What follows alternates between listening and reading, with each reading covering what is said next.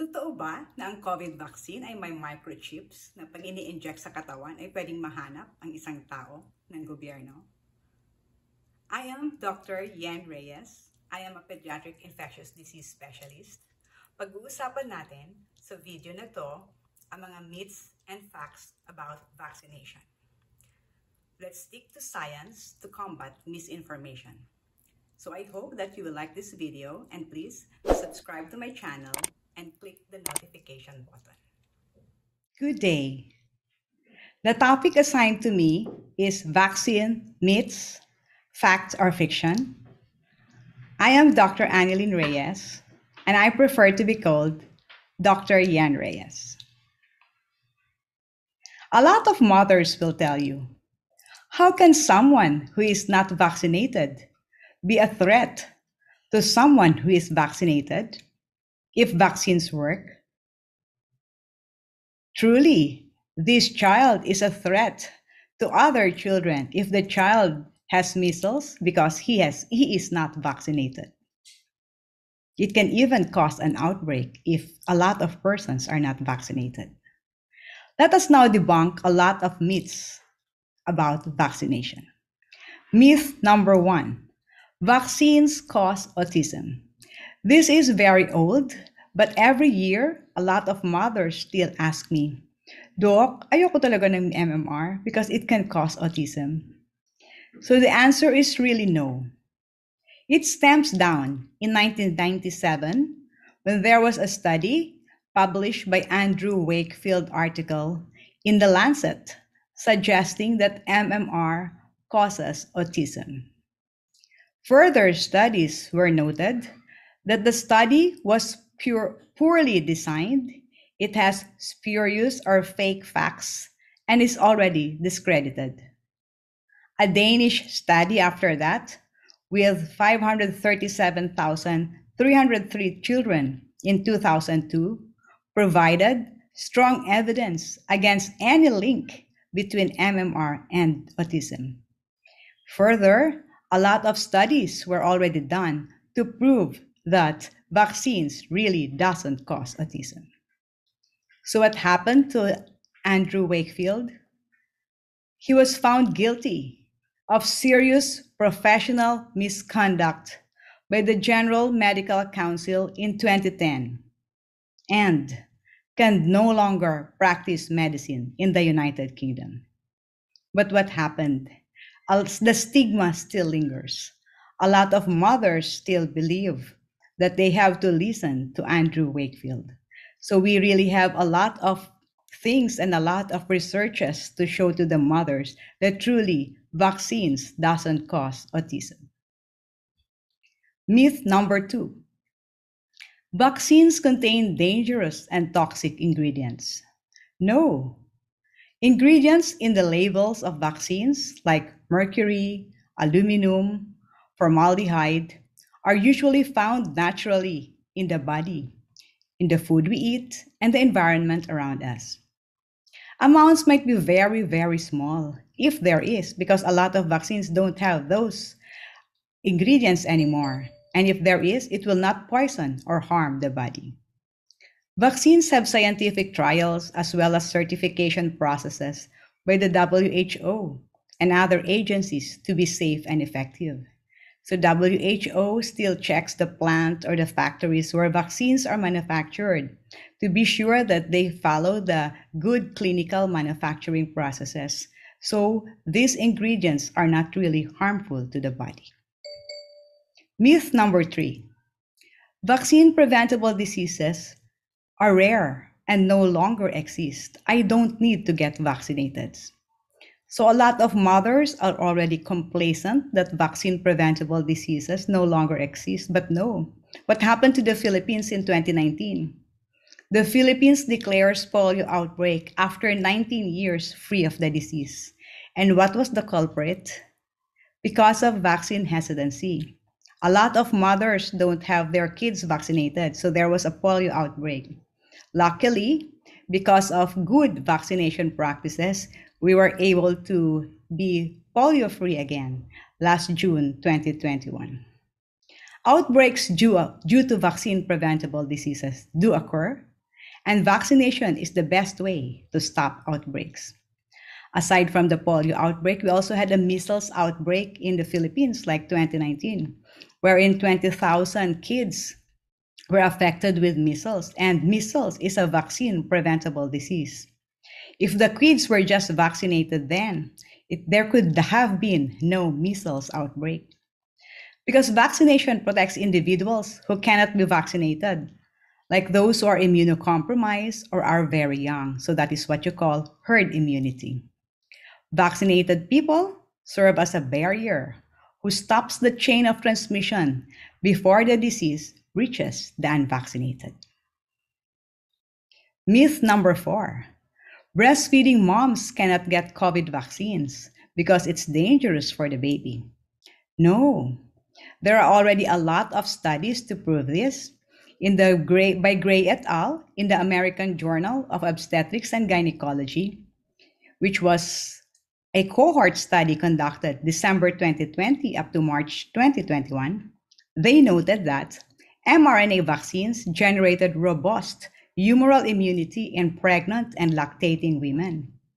And vaccine-induced immune response were statistically greater than the response to natural infection, which means that if you have the COVID itself, you will have an antibodies. But if you have the COVID-19 vaccine, your antibodies will be more if you are vaccinated than if you have the natural infection. Antibodies are also found in the breast milk of lactating mothers, but there's no study if the antibodies are efficiently transferred to the infants. Dolero Sabina et al. Also had a study from February to April 4, 2021, and it is published in the Pediatrics, which is the official journal in the American Academy of Pediatrics. They noted that blood and milk samples were collected on day 14 after the second dose of the mRNA vaccine. And all vaccinated study participants have immunoglobulin antibodies, and 89% have IgA antibodies against SARS-CoV in their milk. So there were studies that were in data to prove that the antibodies are already present in breast milk. And those who breastfed more than 24 months have higher antibodies than those who breastfed less than 24 months. So it is also their gift to their children. So these are the vaccines which are allowed for lactating or pregnant women in the Philippines. The mRNA vaccines, we have the BioNTech, Comirnaty, or the Pfizer, the mRNA 1273 or the Moderna, the inactivated vaccines, the Sinovac, the viral vector vaccines, the Oxford AstraZeneca, the J&J, Johnson & Johnson, the Janssen COVID-19 vaccine, and the Gamaleya or the Sputnik vaccines. So these vaccines are also allowed for pregnant women except the Gamaleya. So in other words, pregnant women can have the Pfizer, the Moderna, the Sinovac, the AstraZeneca, the J&J like Janssen, except the Gamaleya. But the Gamaleya is allowed for lactating and breastfeeding women. Myth number 5: healthy individuals with strong immunity don't need vaccines. It's not true, because healthy individuals still get vaccine preventable diseases. So healthy individuals can still have the flu, they can still have the chicken pox even if they are healthy, and if they just have the chicken pox vaccination, it's possible that they may not have the chicken pox disease at all, or if they may have, there might only be very, very small lesions with very, very little complications. So healthy individuals still needs vaccination. Vaccines can lower your chance of getting a disease and also lowers your chance of spreading the disease. Myth number 6: I have a medical condition, I can't get vaccinated. Oh no. Persons with diabetes, hypertension, or heart diseases are at increased risk for complications from certain vaccine preventable diseases. So the more they need the vaccines. So even in the Philippines, we prioritize the 18 to 60 years old with complications to be given the COVID vaccines because they need it more. Let's take, for example, flu. Influenza is a serious health concern, being more severe, disruptive, and deadly than commonly recognized. It has 10 times the risk of heart attack in the week after infection in healthy populations for all ages. That means even in healthy populations. It has 8 times risk of stroke following influenza infection, and 6 times risk of hospitalization, and 6 times risk of death from influenza complications for individuals with diabetes. Myth number 7. COVID vaccines contain microchips. This is a lot of the reasons why a lot of patients don't want to be vaccinated because they said that the vaccines contain microchips. No, it is not administered to track your movement. Vaccines work by stimulating your immune system to produce antibodies, exactly like it would if you are exposed to the disease. Aside from that, it is technically impossible. Vaccines are produced in a very restricted setting. So the factories are checked by WHO. Even the vaccines itself are checked by the WHO. And the Food and Drug Administration can also check that. They will pass to a very, very stringent procedure before they will be released. So it's not possible to place microchips there. And many vials contain vaccines for more than one person. Like, for example, 10 doses in one vial, which is the usual case here in the Philippines, making it impossible to track each person. Myth number 8. Vaccines interact with your DNA. No. Both mRNA and viral COVID-19 vaccines deliver instructions or the genetic material to our cells to start building protection against the virus that causes COVID-19. This material or this genetic material enters the nucleus of the cell where it never enters the nucleus of the cell where our DNA is kept. So it doesn't interact with your DNA. Myth number 9. I've already have COVID-19. I don't need a vaccine. Of course not.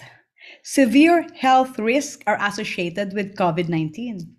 And reinfection of COVID-19 is possible, and data have already shown that. So it is best to get a COVID-19 vaccine if they have been sick with COVID-19 before. Early evidence suggests that natural immunity from COVID-19 may not last very long, and vaccine offers better protection than the natural infection. So studies have shown that if you have the natural infection, you can produce antibodies. But these antibodies are lower if you have been vaccinated with COVID vaccine. So if you are vaccinated with COVID vaccine, it has more antibodies than natural infection. Myth number 10. Researchers rushed the development of COVID-19 vaccine, so its effectiveness and safety cannot be trusted. No, of course not. Methods have been in development for years already. It's more than since 1800 vaccination was already developed. So the companies could start the vaccine development process early in the development, before the pandemic. So China also isolated the shared genetic information about COVID-19 promptly, so scientists could start working on vaccines. No skip or any testing steps. So they still have to pass through the preclinical, the phase 1, the phase 2, the phase 3 studies, and other steps on an overlapping schedule to gather data faster. They just work overtime. But all the steps in the vaccination process were not skipped. So there are also plenty of resources. That's why it is already a lot easier to make vaccines now than to make vaccines before. Before, it can take sometimes 8 years to sometimes 110 years to make a vaccines. But now they already have a lot of resources. Aside from that, the messenger RNA allows faster approach than the traditional way that vaccines are made. So it is very reproducible. And aside from that, social media find volunteers.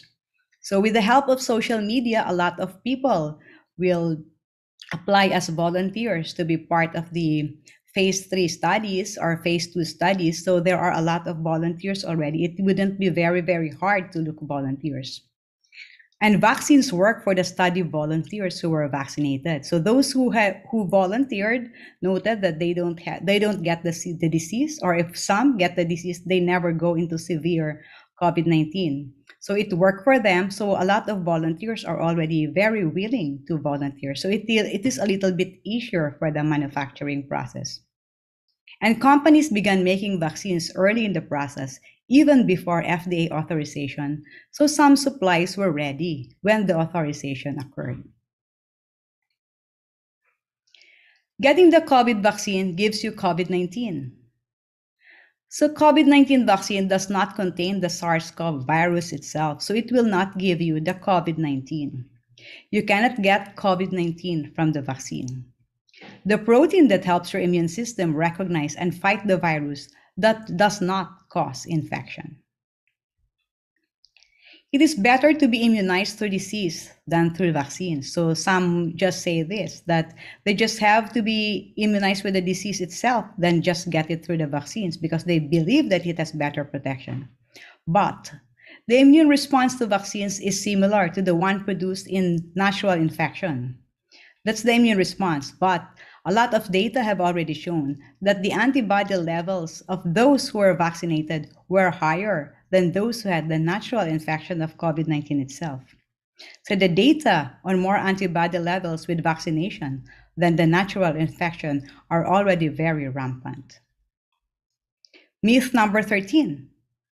Vaccinated children experience more allergic, autoimmune, and respiratory diseases compared to unvaccinated children. No. Vaccines teach our immune system to react to certain antigens. They do not change the way it works. They do not change the way our immune system works. It is still the same, vaccinated or not. There is no evidence of a link between vaccination and the development of allergic, autoimmune, and respiratory diseases later in life. Myth number 14. Vaccination is partly responsible for the global increase in cancer cases. No, of course not. Vaccines do not cause cancer. The vaccines against the human papillomavirus, or HPV, is used to prevent several cancer types like cervical, anal, penile, and other oropharyngeal cancer. The global increase in cancer over the past 50 years has been caused by many factors, including change of lifestyle, longer life expectancy, and better diagnostic techniques. But definitely, it is not secondary to vaccines. Vaccines is not responsible for the global increase in cancer cases. We have already debunked some myths of vaccination. Removing a myth leaves a gap. So we have to replace it with an alternative narrative, and we have to replace it with science. Thank you so much for listening.